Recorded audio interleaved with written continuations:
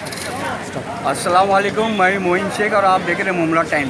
दोस्तों, अक्सर विवादों में रहने वाला मुमरा का कालसेकर अस्पताल एक बार फिर एक बड़े विवाद में घिर गया है। और ये विवाद जो है कहीं ना कहीं जो यहाँ के जो रशीद कंपाउंड के चर्चित जो समाज सेवक है राजू अंसारी, उनसे जुड़ा है, ऐसा आरोप लगाया जा रहा है एनसीपी पार्टी की तरफ से। और कालसेकर की जो सीईओ है आफरीन सौदागर मैडम की तरफ से कि राजू अंसारी ने किसी मरीज़ को मतलब एडमिट करने के लिए मतलब उनके ऊपर दबाव डाला था, फ़ोन द्वारा उनको धमकी दी थी कि मतलब अस्पताल को नुकसान पहुंचाया जाएगा, अस्पताल को बंद कर दिया जाएगा। और इसी के तहत आफरीन मैडम ने मुमरा पुलिस स्टेशन के अंदर राजू अंसारी के खिलाफ पहले एनसी लिखवाई। उसके कुछ ही घंटों के बाद वो एनसी एफआईआर में तब्दील हो गई और जिसका ये नतीजा निकला कि राजू अंसारी को जेल जाना पड़ा। और आज हम जहाँ पे खड़े, ये आप देख सकते हैं मेरे पीछे राजू अंसारी का घर है।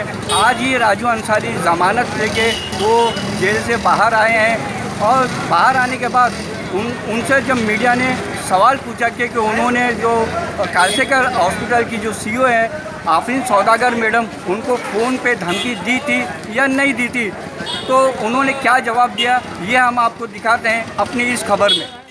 क्या मसला है?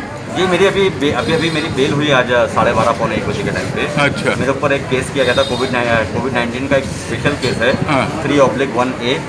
और उसके अंदर मुझे अरेस्ट किया गया था और आज मेरी जामीन हुई। अभी जामीन करके मैं भी घर पर आ रहा हूँ। क्या मसला था? क्यों क्या आपने ऐसा क्या कर दिया जो आपके ऐसा है कि मैं ज़रा सा तफसील में बता देता हूँ आप लोगों को। हाँ। कि आज से 3-4 रोज़ पहले की बात है। हाँ। हमारे बहुत अच्छे दोस्त हैं एडवोकेट चौधरी साहब, उनकी जो वालदा है, हाँ। उनकी वालदा के लिए उन्होंने मुझे फ़ोन किया कि उनकी वालदा की तबीयत बहुत ज़्यादा ख़राब है। उनकी वालदा का डायबिटीज़ जो है वो 548 था, सैचुरेशन लेवल 60% पर था। उनका क्रिएटिन लेवल जो है किडनी का वो 2.26 था, बहुत ज़्यादा था। और उनको थोड़ा सा उनका O2 लेवल भी कम था, ऑक्सीजन लेवल भी कम था, जिसकी वजह से उन्हें थोड़ा सा ICU की ज़रूरत पड़ रही थी। उन्होंने मुझे कहा कि राजू भाई, अगर कालसेकर में हो सके तो मुझे एक ICU बेड की ज़रूरत है, मुझे करवा दीजिए। जी। उन्होंने ठीक है। उन्होंने 10:14 पर मुझे 10:13 पर मुझे उन्होंने कॉल किया। जी। कॉल करने के बाद 10:14 से लेकर के 10:38 तक के मैं आफरीन मैडम को कॉल करता रहा, जो कालसेकर हॉस्पिटल की सीईओ है। उनका पूरा नाम है आफरीन सौदागर। जी। आफरीन सौदागर मैडम को जब मैंने कॉल किया तो उन्होंने मेरा कॉल उठाया नहीं। तकरीबन 25-26 मैंने उन्हें कॉल किए, फेसबुक कॉल किया, व्हाट्सअप कॉल किया और वीडियो कॉल्स किए मैंने, मगर कोई भी कॉल उनके उठे नहीं। जी। उसके बाद में मैंने कपिल चौधरी साहब के वालदा के लिए मैंने उनसे कहा कि भाई फ़ोन तो नहीं उठा रही, आप कहीं और इंतजाम करने की कोशिश कीजिए। तो उन्होंने बोला नहीं ठीक है, हम लोग नियॉन में लेके जाते हैं। तो मैंने बोला ठीक है, नियॉन में मैं डॉक्टर मिलिंद शिंदे साहब को फ़ोन कर देता हूँ, इंशाल्लाह आपका वहाँ पे एडमिशन हो जाएगा। जी। ये बात करके मैंने अपना फ़ोन रख दिया कपिल चौधरी साहब। जी। 11:25 पर ऑफिस मैडम का फ़ोन मुझे आया। मैडम ने मुझे फ़ोन पर कहा कि राजू भाई, आपने मुझे इतने सारे कॉल क्यों किए, क्या माजरा है? तो मैंने कहा कि मैडम एक पेशेंट थे जो बहुत ज़्यादा सीरियस थे, जिसकी वजह से मैंने आपको कॉल करने के बाद में मैंने हमारे वहाँ आपके जो मेडिकल डॉक्टर हैं, डॉक्टर खालिद अंसारी, मैंने उनसे बात की। तो डॉक्टर खालिद अंसारी मुझे 3 नंबर और दिए, आसिफ मोमिन का, डॉक्टर जावेद का और डॉक्टर इमरान का। बोले इनसे कोशिश करो, अगर हो सका तो ये लोग करवा देंगे। और उन तीनों ने भी कहा नहीं, बेड्स खाली नहीं है, आपको आफरीन सौदागर मैडम से ही बात करनी पड़ेगी। अच्छा। तो अब मैंने कहा कि मैडम, मैंने आपको बहुत ट्राई किया और आपने मेरा फ़ोन नहीं उठाया। तो उन्होंने कहा नहीं, मैं प्रेस कॉन्फ्रेंस में थी। तो मैंने कहा नहीं, प्रेस कॉन्फ्रेंस तो आपकी जो है वो 9:30 बजे खत्म हो चुकी थी, क्योंकि वहाँ पर आप थे, आपके साथ में जिद्दन अवार्ड साहब थे, शमीम खान साहब थे और जफर नुमानी साहब थे, बहुत सारे लोग थे। मुझे मालूम पड़ा कहीं से कि 9:30 बजे प्रेस कॉन्फ्रेंस खत्म हो गई। तो मैंने आपको पहला कॉल 10:14 पर किया है। तो बोले नहीं, मेरे पास और भी बहुत सारे काम रहते हैं, मुझे सिर्फ आपका फ़ोन उठाना ही मेरा काम नहीं है। अच्छा। मैंने बिल्कुल मैडम, आपका काम मेरा फ़ोन उठाना नहीं है, मगर आपकी फर्स्ट प्रायोरिटी जो है as an CEO of an hospital, आपका फर्स्ट प्रायोरिटी जो है वो पेशेंट की देखरेख करना है, हॉस्पिटल की देखरेख करना है, हॉस्पिटल की तकलीफों को दूर करना है। अच्छा। जिसके लिए आपको रखा गया हॉस्पिटल में, सारे ट्रस्टियों ने आपको इसलिए रखा है क्योंकि हॉस्पिटल की दुश्वारियों को और हॉस्पिटल के अंदर जो पेशेंट्स आते हैं उनके लिए आपको ये काम करना चाहिए। तो बोले मुझे मत सिखाइए, मुझे मालूम है क्या करना चाहिए। अच्छा। नहीं मैडम, मैं सिखा नहीं रहा, मैं आपको सिर्फ समझाने की कोशिश कर रहा हूँ कि इस मुमरा शहर के अंदर, क्योंकि मैं भी मेरी भी जो घर की नगर सेविका है वो भी राष्ट्रवादी को बिलोंग करती हैं, और जितेंद्र अवार्ड साहब के और राष्ट्रवादी के अपोजिशन के भी बहुत सारे लोग हैं जो आपको और आपके हॉस्पिटल के लोगों को तकलीफ दे सकते हैं। तो आप है ना नॉन पॉलिटिकल होकर के काम कीजिए। किसी का पॉलिटिकल पपेट होने की आपको जरूरत नहीं है। आप पॉलिटिकली कोई काम मत कीजिए, आप अच्छा काम कर रही हैं। राजू भाई, जैसा कि आपके ऊपर आरोप लगाया जा रहा है कि आपने जो कालसेकर की जो सीईओ मैडम है उनको फ़ोन द्वारा धमकी दी, तो आपने धमकी दी थी या नहीं दी थी? वही तो बता रहा हूँ मैं आपको कि आप बात पूरी कर लेने दो जी। हाँ, हाँ बोलिए आप।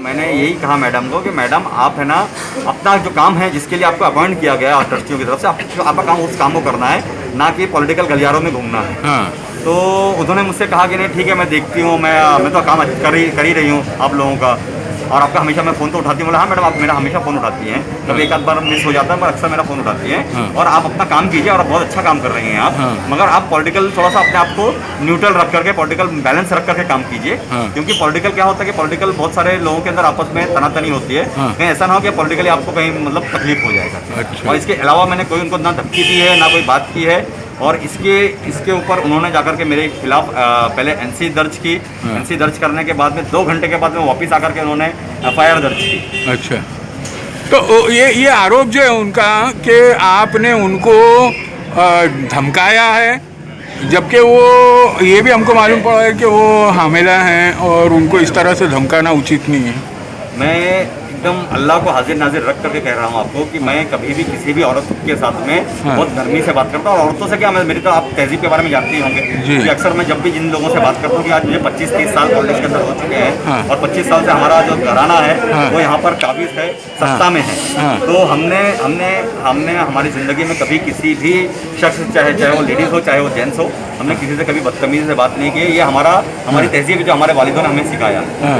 तो अब आइंदा ये आपका क्या इक़दाम होगा? आप अभी ज़मानत पा के आए हैं तो खौफज़दा हो गए? आपको मालूम है कि आपके यहाँ की सियासत जो है ज़रा ज़ोरावर है, दबंग है, तो आपको डरना नहीं है?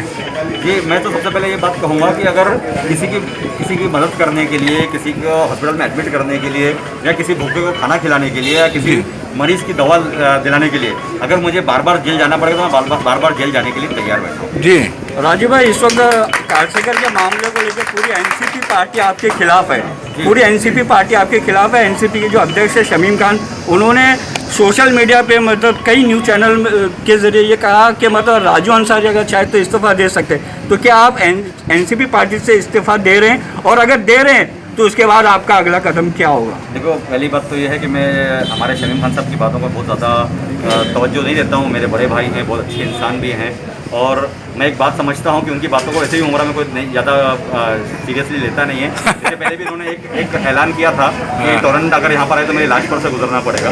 अगर टोरेंट आ चुकी है तो मैं किसी के खिलाफ नहीं हूँ, मैं किसी से दुश्मनी नहीं निकालता हूँ, मैं किसी से कोई बात नहीं करता हूँ, किसी तरीके से कोई बात करने की कोशिश नहीं करता हूँ। मैं हर एक इंसान की इज्जत करता हूँ। और रही बात एनसीपी की, तो मैं किसी भी एनसीपी का पोस्ट होल्डर नहीं हूँ, मैं एनसीपी में कोई पोस्ट के ऊपर नहीं हूँ, और ना मैंने किसी कभी एनसीपी ज्वाइन की है। मैं आज भी कांग्रेस, इंडियन नेशनल कांग्रेस का प्राइमरी मेंबर हूँ, और मैंने आज तक कभी ज़िंदगी में मैंने कभी भी एनसीपी का प्राइमरी मेंबरशिप का किसी भी तरीके का फॉर्म नहीं भरा है, ना कभी पार्टी के अंदर मैं शामिल हुआ हूँ।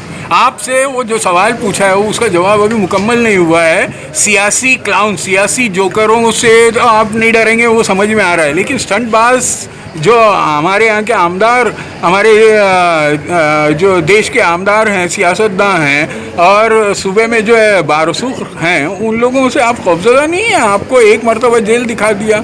जी बिल्कुल भी नहीं हूँ, क्योंकि मैं जितेंद्र अवार्ड साहब को बहुत ज़माने से जानता हूँ। जब 1991 में पहली मरतबा जब वो यूथ कांग्रेस के अध्यक्ष बने थे थाना के, तब से मेरा उनके साथ में रास्ता कायम है। ठीक है, कुछ लोग उनको मिसगाइड कर रहे होंगे, पर मैं ये समझता हूँ कि बहुत अच्छे इंसान हैं, और वो किसी की बातों में नहीं आएंगे। ठीक है, कुछ जज्बात में उन्होंने कुछ कर भी दिया होगा, तो मैं उसके लिए कोई खौफज़दा नहीं हूँ, और मैं उनसे नाराज़ भी नहीं हूँ। बहुत बड़े इंसान है, बहुत अच्छे इंसान है, मुमरा के लिए बहुत वो काम कर रहे हैं। अच्छी बात है, वो करते रहना चाहिए। जहाँ मेरी ज़रूरत पड़ेगी वो मुझे आवाज़ दें, इंशाल्लाह लब्बैक करके मैं उनके साथ में खड़े रहकर काम करूँ।